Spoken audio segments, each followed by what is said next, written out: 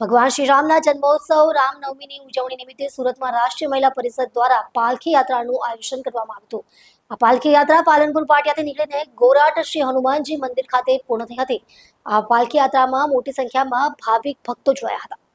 ભગવાન શ્રી રામના જન્મોત્સવ રામનવમીની ઉજવણી નિમિત્તે સુરતના રાષ્ટ્રીય મહિલા પરિષદ દ્વારા પાલખી યાત્રાનું આયોજન કરવામાં આવ્યું હતું। આ પાલખી યાત્રા પાલનપુર પાટિયા દ્વારકાધીશ સોસાયટીથી નીકળી હતી અને શ્રી ગોરાટ હનુમાનજી મંદિર ખાતે પૂર્ણ થઈ હતી। આ પાલખી યાત્રામાં મોટી સંખ્યામાં ભાવિક ભક્તો જોડાયા હતા। શ્રી રામ સ્તુતિ દ્વારા પાલખી યાત્રા પ્રારંભ થઈ હતી। કાર્યક્રમ દરમિયાન આમંત્રિત મહેમાનોનું સ્વાગત અને તેમના આશીર્વચનનું આયોજન કરવામાં આવ્યું હતું। ઉપરાંત શ્રી રામ પરિવારની વેશભૂષામાં સજ્જ નાના બાળકો અને તેમના માટે ખાસ બગીની વ્યવસ્થા કરવામાં આવી હતી। આ ઉપરાંત સૌ ભક્તો માટે મહાપ્રસાદની પણ વ્યવસ્થા કરવામાં આવી હતી। મારું નામ ડિમ્પલ પટેલ।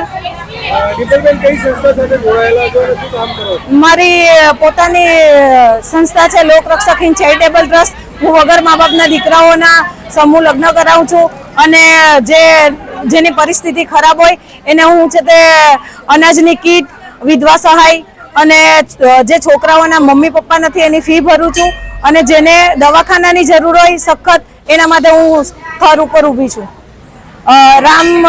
રામનવમીની યાત્રા શોભાયાત્રા કાઢી હતી અમે પાલનપુર પાટિયા ગણપતિ મંદિર પાસેથી અને ગોરાટ મંદિર સુધી અમે લઈને આવ્યા છે।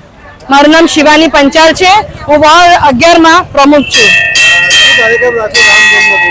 અહીંયા રામ જન્મભૂમિના આજે શ્રી ગણેશ મંદિર છે પાલનપુર પાટિયાથી, ત્યાંથી ગણેશ આપણે હનુમાન ગોરાટ 4 રસ્તા સુધી અહીંયા એમની ભવ્ય રથયાત્રા નીકળી હતી। એમાં અમે લોકો આજે ખૂબ સરસ આયોજન કર્યું છે।